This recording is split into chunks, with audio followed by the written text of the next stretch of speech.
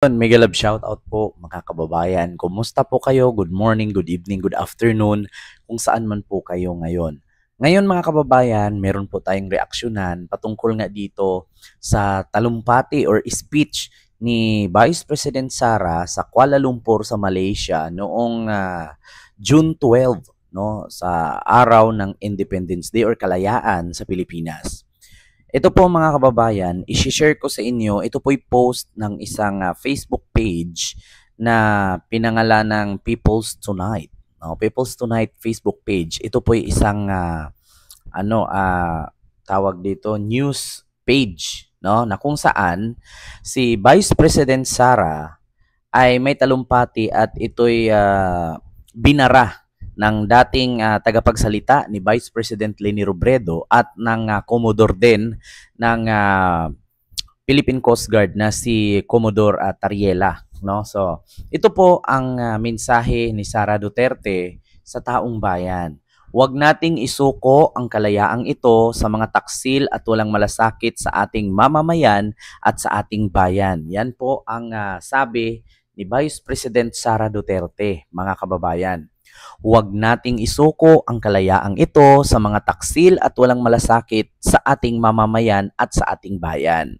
So ito po ay binara, no? Ito po ay sinagot at binara ng dating tagapagsalita ni Vice President Leni Robredo na si Barry Gutierrez or Attorney Barry Gutierrez. At sinundan pa ito ni Commodore Tariela. So ito ang sabi sa naturang post sa People's Tonight. Oo. May buwelta ang political analyst at dating Vice Presidential spokesperson na si Attorney Barry Gutierrez sa mensahe ni Vice President Sara Duterte sa mga Pilipino para sa ika-127 day ng kalayaan nitong Hulyo 12. Ayan, apila ng Vice Presidente sa mga Pilipino, huwag hayaang mawala ang kalayaang tinatamasa ng bansa dahil sa mga taksil at walang malasakit sa mamamayang ating bayan at sa ating bayan. Reaksyon ni Attorney Barry Gutierrez, kabalinto na ang tanggalin pa ang nasabing pahayag mula sa kay BP Sara na kilala sa consistent na pananahimik sa lahat ng usaping may kaugnayan sa panggigipit ng China sa Pilipino at sa West Philippine Sea. Si BP Sara at ang ama niya, si dating Pangulong Rodrigo Duterte, ay kapwa malapit sa kalyado ng Chinese government, particular na ang CCP-NPA na si Chinese President Xi Jinping. So ito po ang reply ni Barry Gutierrez, mga kababayan. So ang sabi po niya dito, sino ba ang taksil at walang malasakit sa bayan? See the person who still refuses to speak out against Chinese encroachment in the West Philippine Sea. So sino nga ba ang taksil at walang malasakit sa bayan? At bukod dyan mga kababayan, no, binutata ni Attorney Barry Gutierrez na tagapagsalita na dating Vice President Leni Robredo, ang sabi ni Sara, so ito naman ay sinundan din ni Commodore Tariela. Ang sabi naman, doon sa sabi ni Sara na huwag nating hayaan, huwag nating isuko ang kalayaang ito sa mga taksil at walang malasakit sa ating mamamayan at sa ating bayan. Patuloy nating ipagtanggol ang ating kalayaan at kinabukasan mula sa mga pang-aalipin. So ito naman sa impact leadership mga kababayan. Sumagot din si Commodore Tariela. So ang sabi niya, in concur with our Vice President, we must not relinquish our freedom to traitors. Particularly to those public officials who remain silent in the face of China's aggression in the West Philippine Sea. So, yun po ang sagot ni Commodore Tariela at ni Barry Gutierrez, mga kababayan na dating tagapagsalita ni Vice President Leni Robredo.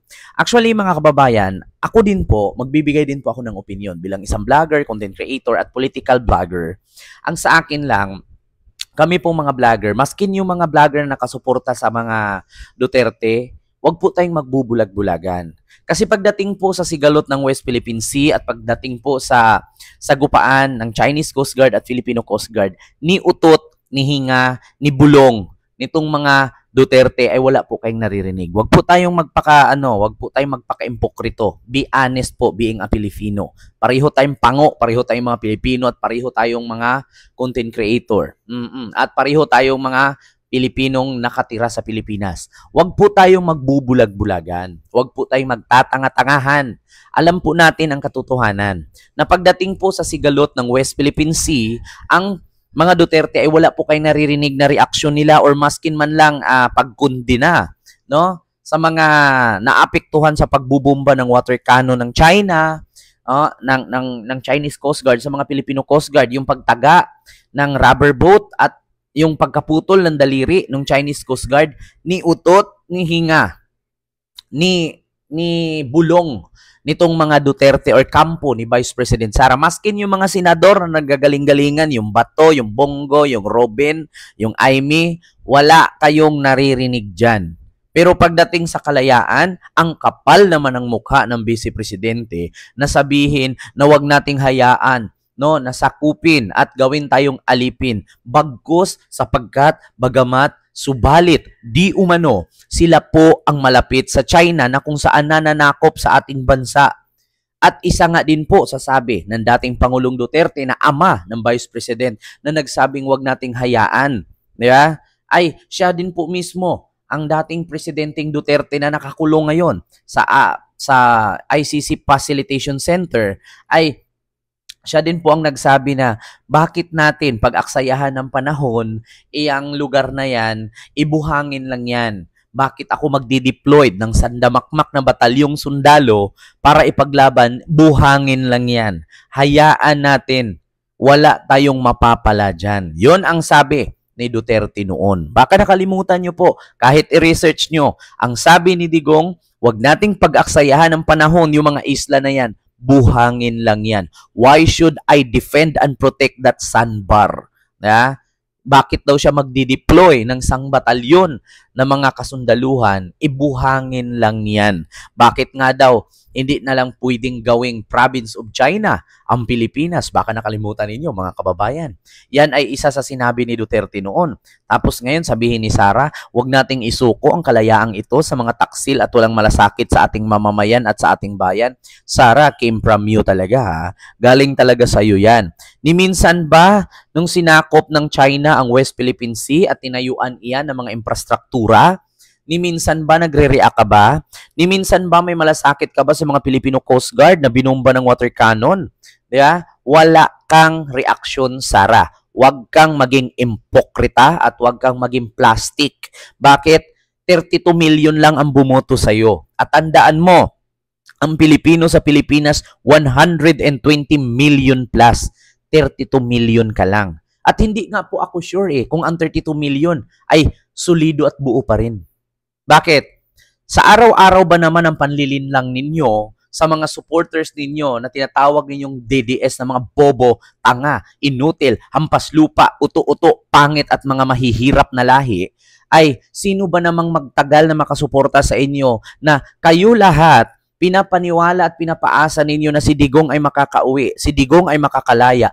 Ilang beses nyo nang pinapangako yan. Imposible naman na yung 32 million ay mananatili pang makasuporta sa inyo. Mark my word.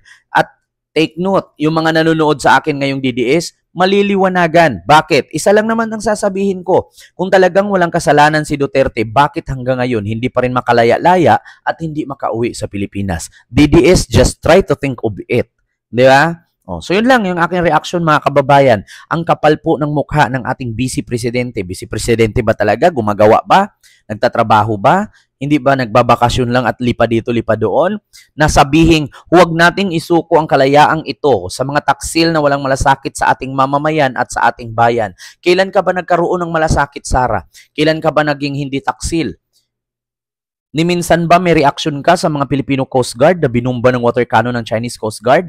Ni minsan ba may reaksyon ka sa Pilipinong tinaga ang daliri na putol dahil tinaga ng Chinese Coast Guard?